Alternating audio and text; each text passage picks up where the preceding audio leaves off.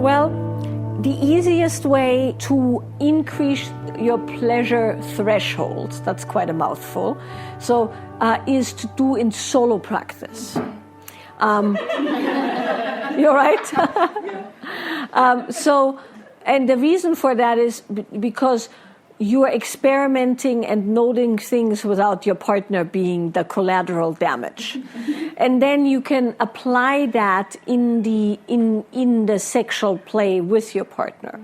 And so the thing to do in any capacity threshold increase, let's see how I can unpack this so this is valuable. So pleasure, by its very definition, is a sensation, right?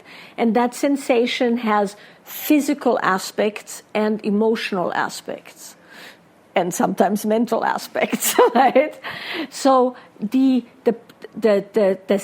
sensation of pleasure is a conglomerate of feeling things and feeling things in the body. So feeling things emotionally and feeling things in the body.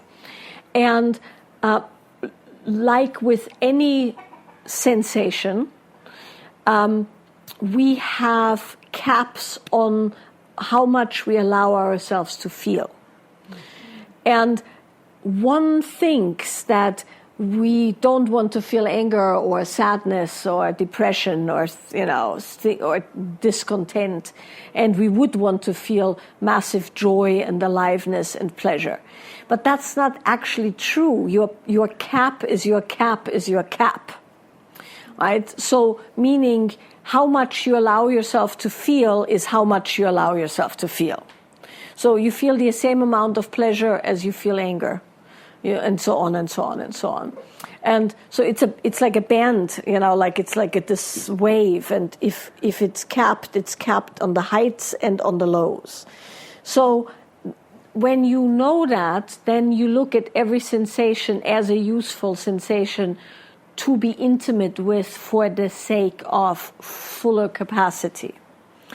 And when we look at creating fuller capacity, we're looking at some of the things we've discussed already, which is relaxation, which increases your capacity. So you can hold more when you are more relaxed. Sensitization, which gives you heightened insight into what's there. And then the third one is the capacity to stay with it. So staying power or willingness to be with it and not dissociate. All right. And so within that context, you can look at pleasure and you can look at what happens when you hit the ceiling, right? So typically what happens when you hit the ceiling is your body's had enough. It's not used to more. Now, that not used to more can have reasons. One reason is you've never had enough of a workout, so to speak, right? That would be one. So meaning your body, mind, musculature, so to speak, isn't used to doing that long of a run, so to speak, right? Because if we would start running, let's say from here up that hill, some of us would do better than others. I'm one of those who wouldn't do that well, I think, right? Because running is not my thing. Now, if something chases me, probably. But other than that, I don't have a great capacity for running uphill. Right? And so if now the man of my dreams asks me to go for a run up the hill, my body will be the limit to the romantic hike up the hill or jogging up the hill, right? And now, of course, when that happens, my mind could go, fuck, I'm out of shape, or I should be really a runner. Why am I not a runner? Why am I spending my day doing this? I could be a runner, and then I could have that romantic stroll up the hill with this man of my dreams, right? But that's pretty useless. You'd probably go, damn, he's a runner, I'm not a runner, he's not my guy, or he's a runner, I'm not a runner, let me start running. And then when you start running, you don't torture yourself by starting with a run up the hill. You take a walk, right? And then you build up stamina. And as you build up stamina and your body becomes used to the added pleasure, you can sustain pleasure for longer periods of time. So that's one aspect of the cap. The other aspect is previous bad instances, right? Some of us have more than that than others, but most of us have had sexual experiences that capped our positive sexual pleasure and expression, right? So that's something else to notice when you feel the shut-off based on not wanting to look slutty or not wanting to look a bit weird because you're drooling and your eyes are rolling back in your head, or the light is on and you know you're not shaved or something like that, right? Like all the shit that starts happening that cap the pleasure in that domain, right? Or you've been rejected, or somebody transgressed upon you and forced you to do something you didn't want to do. So that's a trauma cap, so to speak. So there is a bodily workout training cap, there's a trauma cap, and then there is inexperience, right? You've just never had that, and your body isn't used to having that. So, for instance, a perfect example would be a G-spot orgasm or a cervical orgasm. If you're not used to having G-spot orgasms or cervical orgasms, unless somebody's really, really skilled and you can stay with it past the embarrassment and you can stay with it past your bodily exhaustion, you will eventually get there. But there's a lot of factors against you, so to speak, at that point, right? Because you're not used to it. And pleasure particularly requires that you build pathways. So, for instance, there's all kinds of orgasms one can have with no touching whatsoever, right? Or with touching in weird places, or during oral sex, or, like all kinds of things that can happen to your body with non-genital stimulation. However, they have to be built. And then as they built and you work with them, they become stronger and stronger. And then at some point it just turns on, and then it's available to you. So all of those are aspects of what we're talking about. Now, there's another one, and I'm not meaning to insult your partner here, but just for the sake of completion, some guys just really suck. Right? To varying degrees. So meaning sometimes you lay there, and the reason you're not feeling, like you're getting bored is because he isn't doing it in a way that keeps you on your toes, right? So to speak. No pun intended, but, meaning there is arousal and the excitement also follows certain other psychological things. For instance, if you know exactly what a guy is going to do and how he's going to do it, it's just like, okay, well, yeah, okay, yes, now I know what he's going to do then. And yeah, it's great. I mean, you have the basic thing, but nowhere in there is the excitement and the newness of the situation. So at some point you start making a shopping list or something, and then that's that, right? And then you feel bad and he feels like you're not receiving him and blah, blah, blah, right? So that's another option. So that all said, simple way to look into that whole domain is you, let's say once a week, because you probably don't have that much time, do some kind of a solo practice that is pleasurable to you and sustainable, but you do it longer than you want to do it. So, for instance, I don't know, an hour of continuous G-spot stimulation or something like that, right? Where you're like, right? And you're just like, right? But you're sticking with it. And when you do that, there comes the boredom thing again. Yeah, exactly. There comes the boredom thing again, where you're like, fuck me, or not fuck me, right? So like, I'm not feeling anything. Particularly with G-spot, it takes usually a while till you get warmed up, and you have to have the right technique, and it's like all very tedious to begin with. And then if you just happen to have the wand in some way that you accidentally have a clitoral orgasm, you lose all interest, right? Because now you're done, and then it's like, oh God, and so on, and so on, and so on, right? You all know what I'm talking about pretty much, right? So you deal with all of that, and you stick with it. You set a timer. I have a piece of music that's exactly 64 minutes long, and so I put that piece of music on, and I practice through the entire piece of music, regardless of what happens. And then what that does is it first of all expands your capacity to stay with it. Because you're doing it yourself, you train yourself to stay with it, because otherwise you'd stop, right? And within that, you'll notice what's actually happening, right? Is it you? Is it your body's inexperience? Is it external factors? Is it your partner? Is it trauma? All of that will pop up when you are beyond your limit, right? And that's then the useful information. Then you can go, oh, okay. Orgasm number 3, I want to just pack it all in and pull it together, because now we're in territory where I've never been.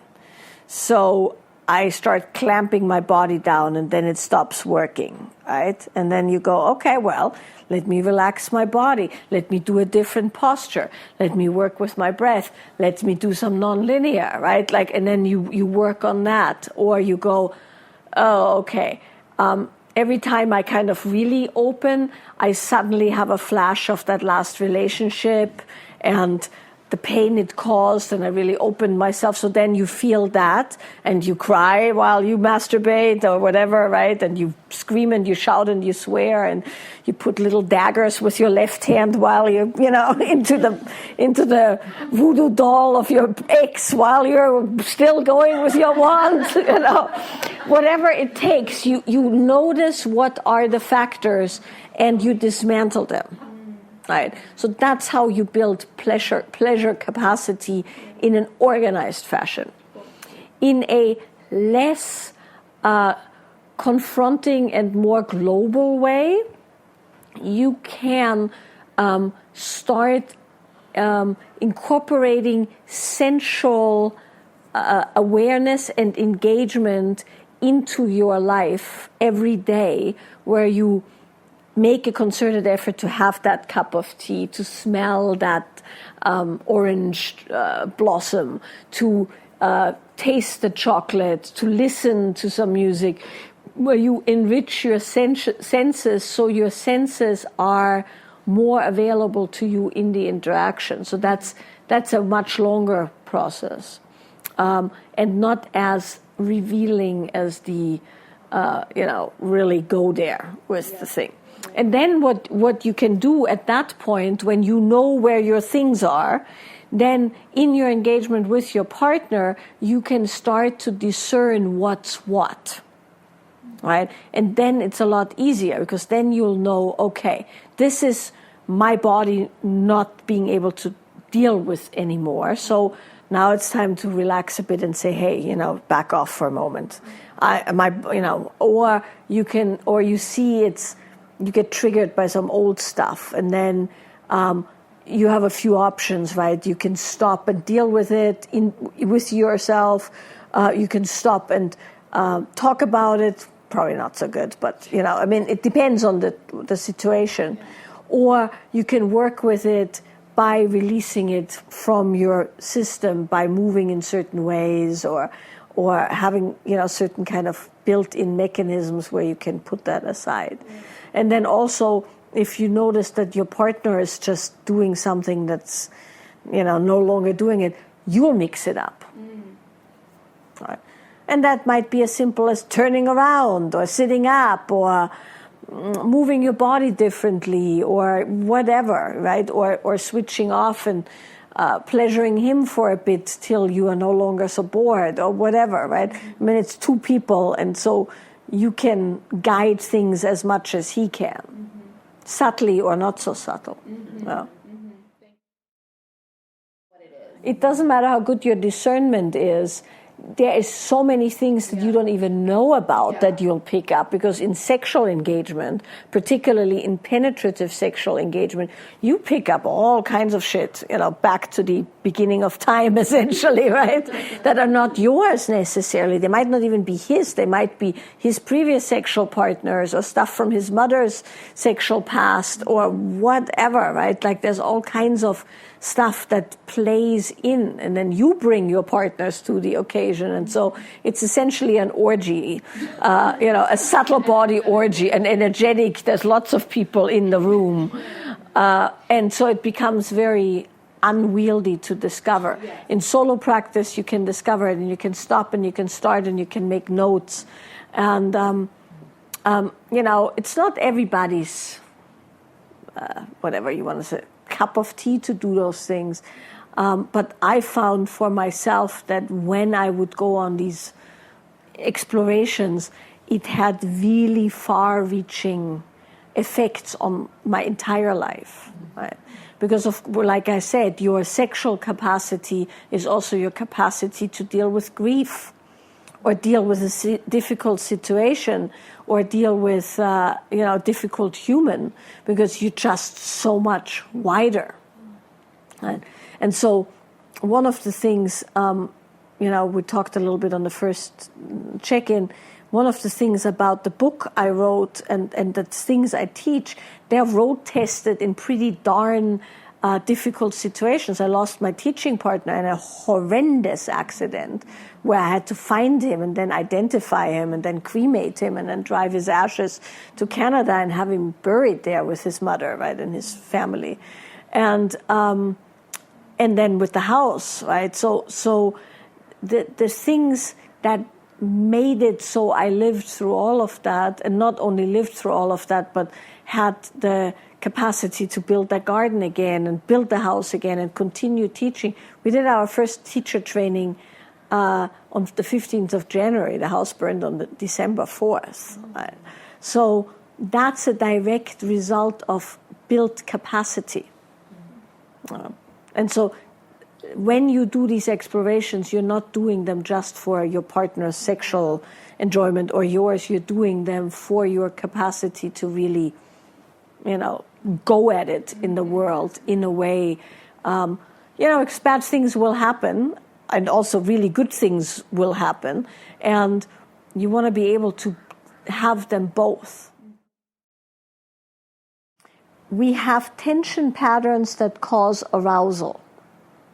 Right? So particularly if you masturbate clitorally, if you do that, you'll notice that in order to have arousal, certain parts of your body will get tense. Right? You ever notice that? And then you can feel your heartbeat speed up from the tension. And so that's your particular arousal pattern that has a lot of tension. And then that tension, and then you have the release. And that's how it goes. Most people, when they start relaxing their tension pattern, they no longer get as aroused. Right? This is also true for fantasy stuff, of course, but I'm just talking body. So for instance, one of the tension patterns that builds into arousal is how you learned how to masturbate, or where, I should say. Right? So this is autobiographical. I, for some bizarre reason, didn't want a bed when I was like 13, 14, 15, whatever, in that age, right? So I had the sleeper sofa that I had talked my parents into giving me. And so the sleeper sofa had, the way it was oriented, had like pillows on the right side, right? And then there was the mattress. So my arousal pattern involves my right leg being moved this way because there was a pillow that way. So when I dismantled my arousal pattern, I noticed that in order that was built in from the time I started masturbating. Right? So people have these things that make no sense other than their habit, and then that's what makes them, climax. So in women, there's other ways of orgasm where you can bypass that stuff that are much more interesting engagements with pleasure. In men, they don't have that many options, sadly, right? Which is very sad. They having learned how to stimulate themselves, and the tension patterns that come with it are very pronounced. I'm sure you've all seen that. Yes. Right? So, the eyes go cross-eyed. I mean, there's all kinds of the crow toes curl. There's like this thing that happens. And when a man starts working on the fullness in the body and the not ejaculating immediately, what he works on is relaxing all those tension patterns and noticing them. So first noticing them and then relaxing them. And when that happens, eventually comes a moment when a guy sticks with it where he's so relaxed that he doesn't have to ejaculate.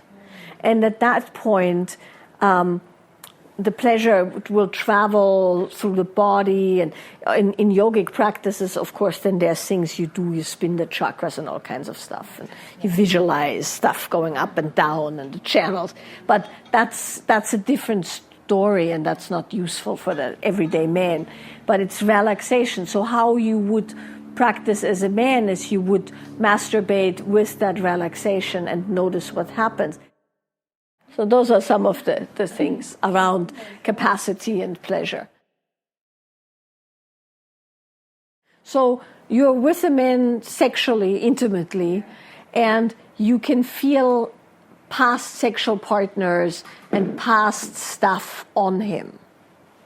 Or is it more that he behaves towards you, not towards you, but it's some figment of his imagination? The way we are built is when we open our bodies, we open our heart, right?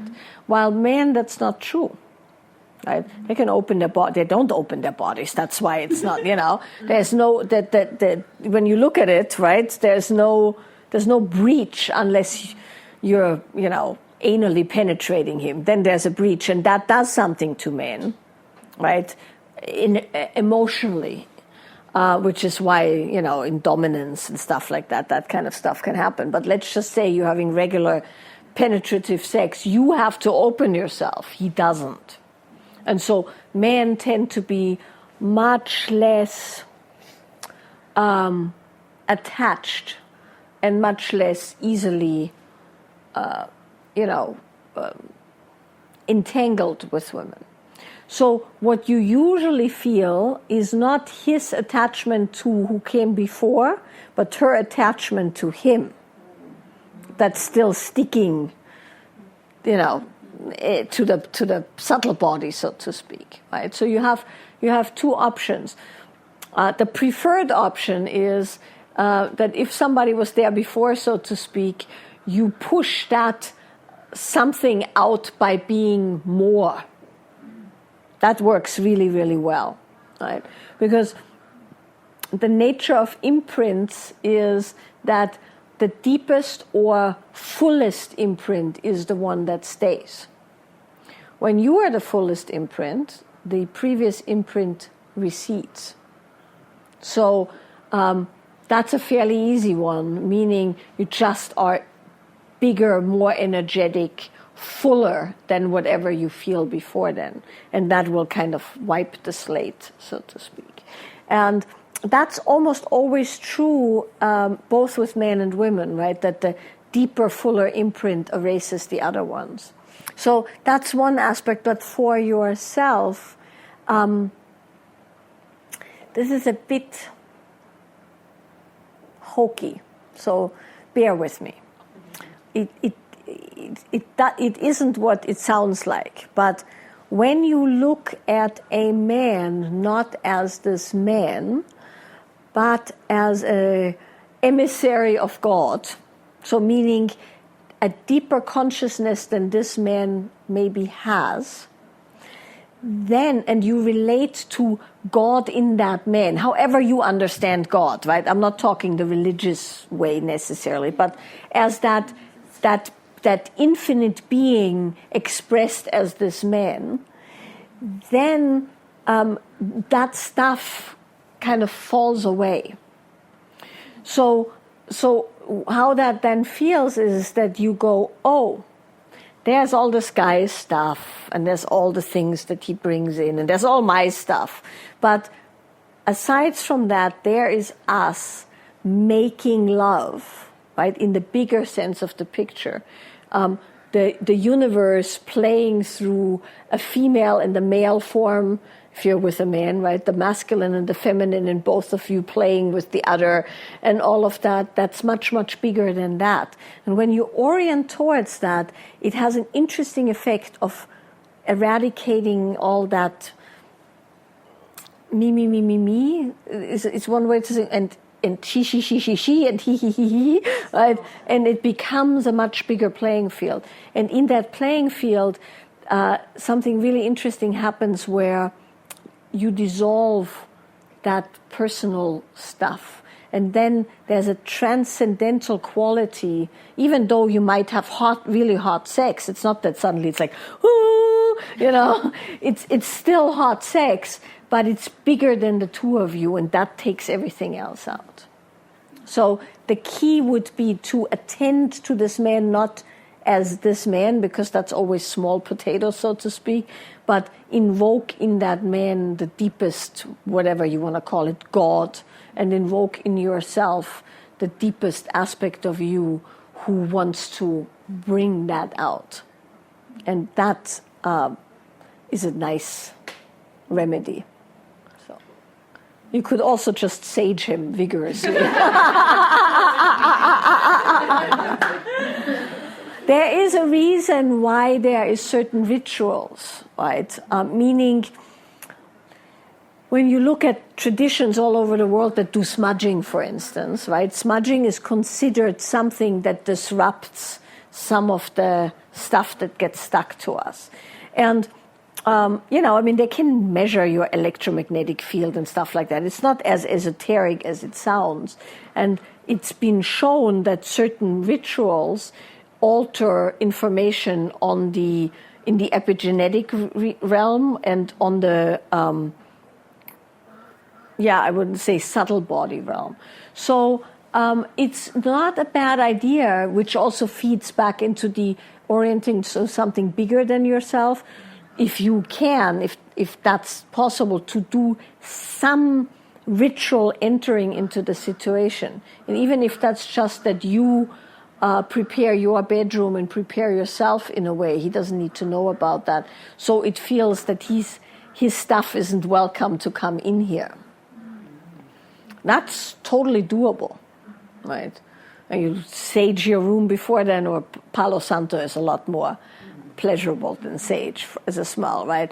You do things to your body the way you hold your body, and the way you are just doesn't allow some things. And that you can always do. Yeah. And then, of course, you can always smudge after. Make it all go away, There's good reasons for all of those things. You don't ever want to get too fruity about it, right? Because then it's useless, becomes a thing in its own right. But in its proper place, these things are very, very powerful. Well, you have to also be always very careful, because in general, unless it's a female-to-female tradition, there is a certain prejudice towards the female body and the female power and the female sexual thing. So it's not always true that just because you had sex with a lot of men, it's just a spiritual version of slut shaming, so to speak, right? There is truth to us picking stuff up. But that's always true. We pick stuff up positively too. We all picked up stuff from each other by practicing with each other, right? And for everything negative that you might get from a man, there's also positive things. And also you can't be too precious about it, because otherwise you can't engage at all.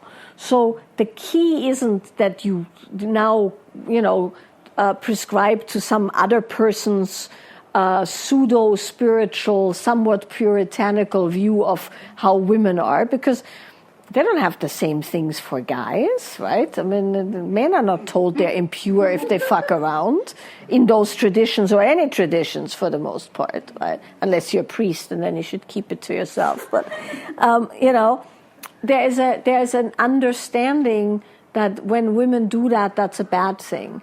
And now there is engagements that are not very good energetically, but so is taking a bus. Right?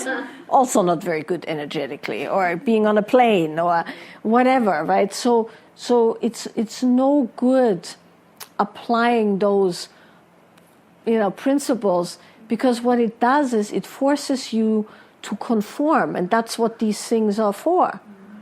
Now she's told, oh, she's impure if she has sex with many more men, so now she needs to purify. Well, what does that mean? More hours in the ashram, more offerings to the whatever, more this, more that. And it becomes I'm not good as I am, let me do things so I'm better.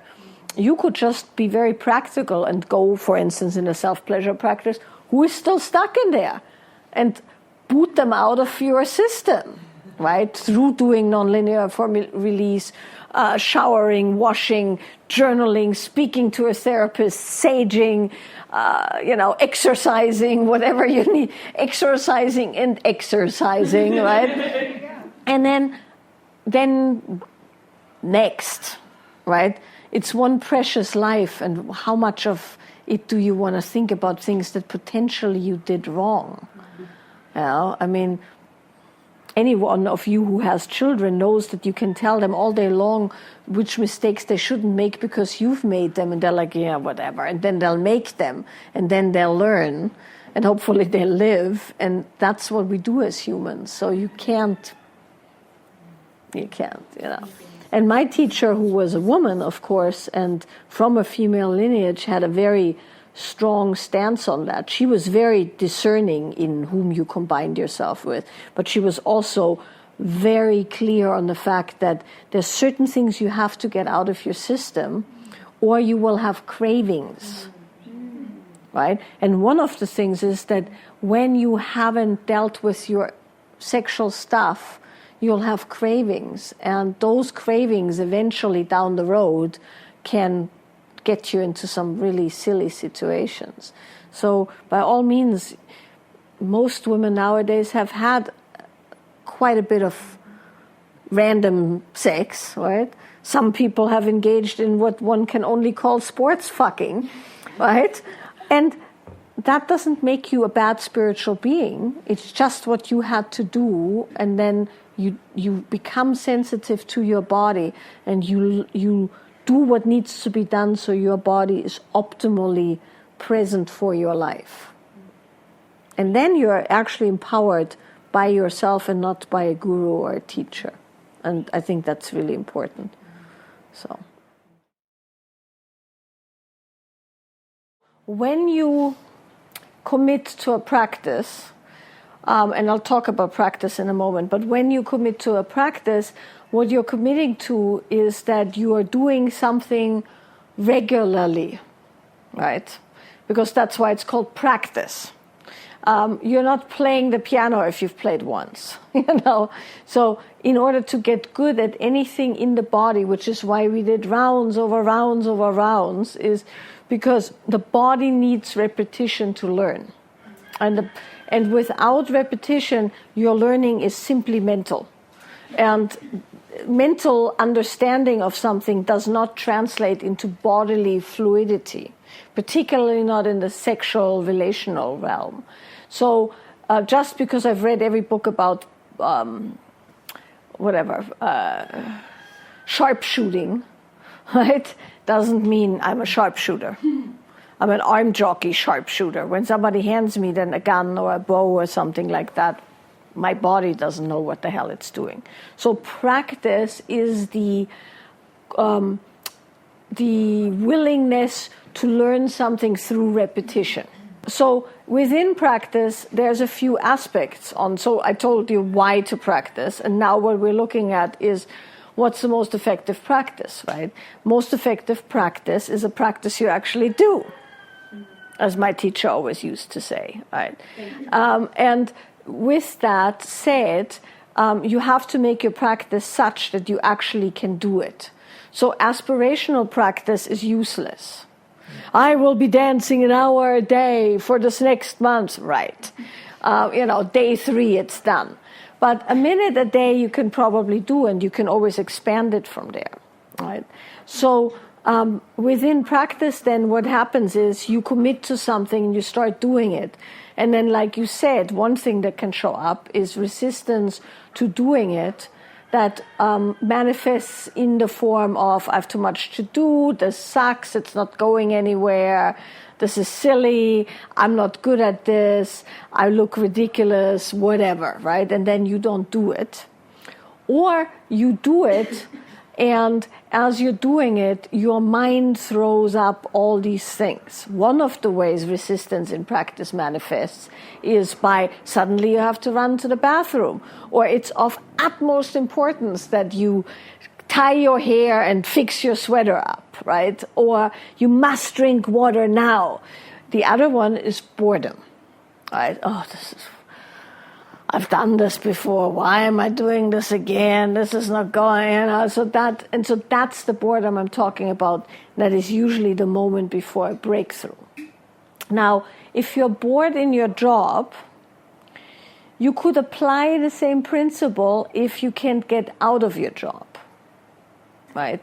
So let's say you're in a job that pays you well, and for a set of circumstances, it's not very likely you're going to change your job or the position within your job, right? And now you're bored because you've done it forever, you know exactly how to do it. So you could attend that the same way you attend practice, where you see if you can break through into the next layer of exploration by staying with it full on, right? That's the key. So boredom in practice is also only useful when you do the practice well. So let's say you're saying 5 minutes a day, super vigorous movement. If you do 3 minutes half-assed, you're never going to get to the next level, right? But if you do the 5 minutes a day full on and you're bored as hell, you'll pop through, and the same could be applied to a job, right? I see you, and I just want to finish this particular thing. So you could see boredom as a catalyst for fuller engagement or getting out, right? So it's one or the other. There's, of course, also the option that is within fuller engagement is that you change the habit patterns around the activity, so it creates fresh pathways in the brain which potentially gets you out of the rut. Right. So those are my thoughts on boredom. But boredom in regular life doesn't apply. The same principles don't apply to boredom in everyday life. I do on occasion when I have had like a long spurt of really heavy work or some specific engagement. I will spend a few days doing so little that I get bored. And I get bored very easily, right? And I'm really good at entertaining myself. So what I do then is I don't entertain myself. I just sit about, right? And I just, I have a nap, and then I sit around, and then I eat something, and then I sit around some more. And then by, the afternoon, I'm like wanting to poke my eye out with a stick or something like that. And I stick with that till the boredom has relaxed my nervous system. Because in that case, the boredom isn't actually boredom, it's a momentum that I haven't lived out or curbed yet, right? And for my nervous system to step down when it can, it's really important to let myself run into that boredom as a way to de-escalate. Correct. I never get that drop because I'm endlessly good at entertaining myself, and I have a vast backlog of things I want to read or do or craft or garden or whatever. And when I can, which is not very often, but when I can, I'll back myself into that particular corner of the boredom so my nervous system steps down. And when it steps down, then I can start again. I use it as a tool, yeah. Okay. That's different than the boredom in practice, but just for completion's sake, that's another way to look at boredom, is you can use boredom as a sign that you are not distracting yourself, so to speak, if you're working with something. And that's, by the way, what they do in retreats, right? When you go on a retreat, let's say on a meditation retreat or something, they essentially force you to step down. And that creates massive boredom and massive irritation or anxiety. Yeah, that falls in the irritation category. Yeah, so that's another take on boredom. For me, the thing that I do every single day without fail is I do moving what I'm feeling. And that's also what everybody has to start with who studies with me in any long-term capacity. So you put a song on, and you, for the duration of that song, move with whatever your body feels. And that's fairly sustainable because, you can have a 2-3 minute song. You can squeeze that in with kids and whatever. And I often, when I don't have time for that because we're on the road, I do it in the shower. I put my conditioner on and then I move what I'm feeling. And then I rinse, right? Yeah. That's like the last resort when it gets really, really busy. A good daily practice would be something you can sustain in the midst of a busy life. That's super, super important. So one would be moving what you're feeling, which is probably the best to start with because it combines a few things.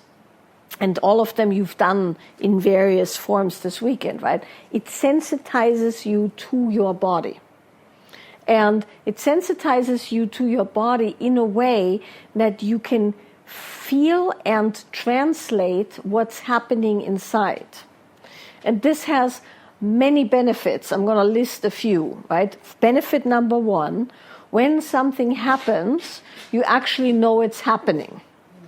Versus knowing it happened 3 hours later when you go, wait a minute, that wasn't okay, right? So you have instant feedback from your body, which leads to instant boundary setting or course correction.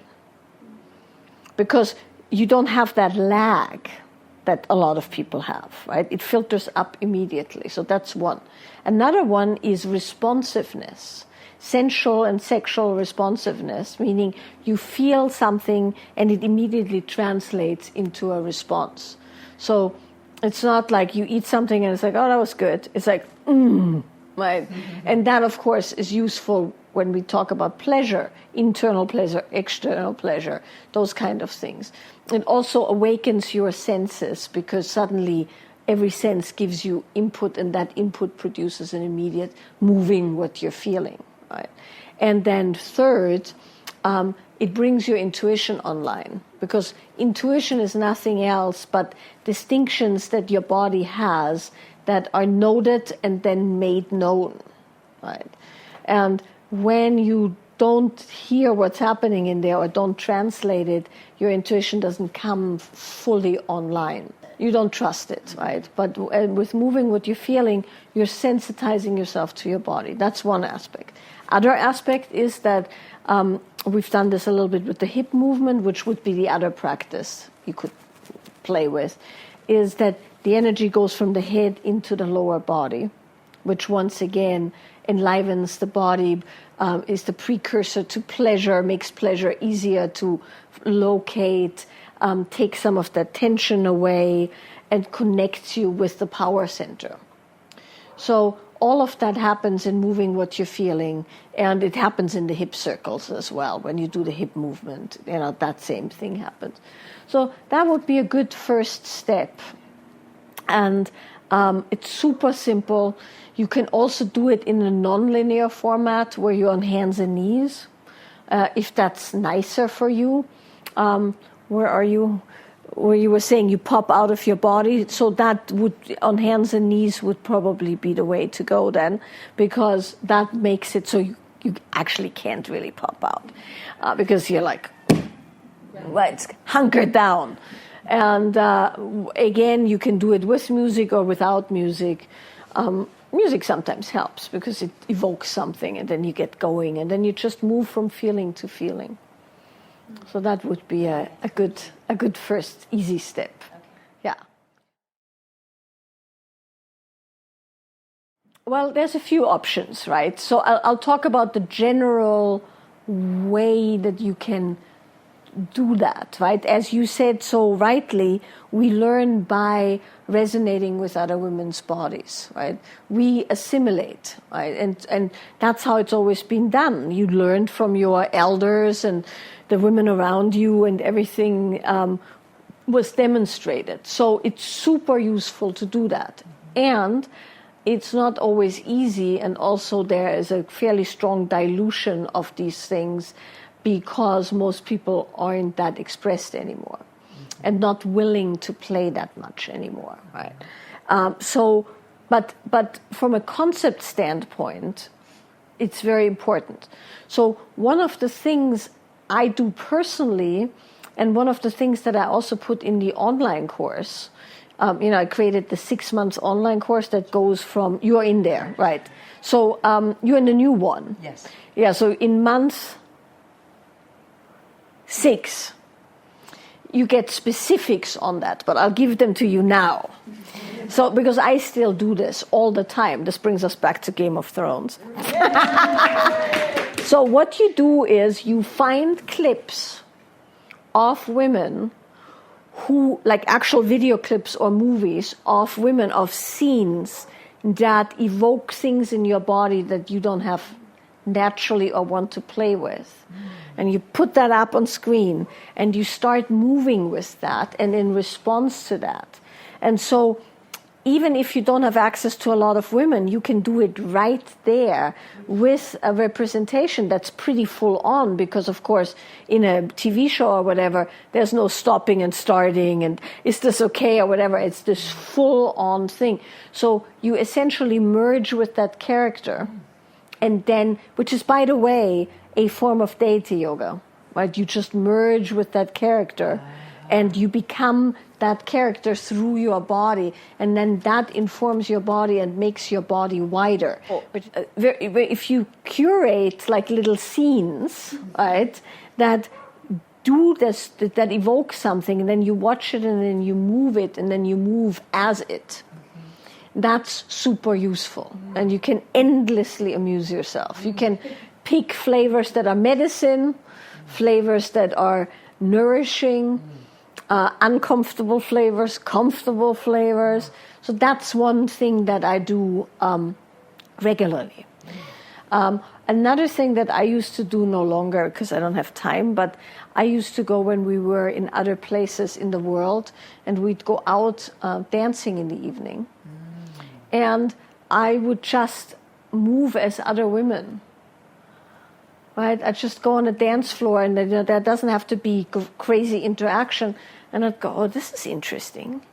She had a very different texture. I remember I did this once in Denmark, in Copenhagen. And everybody was like freakishly tall and blonde and very cool and, Vikingish. And there was me, right? And so it was really interesting to play with that. So those are some things you can do. Another one, because I love these things endlessly, is you can merge with nature. So you can move as the wind in those prayer flags, right? Or you can move as that olive tree being moved by the wind.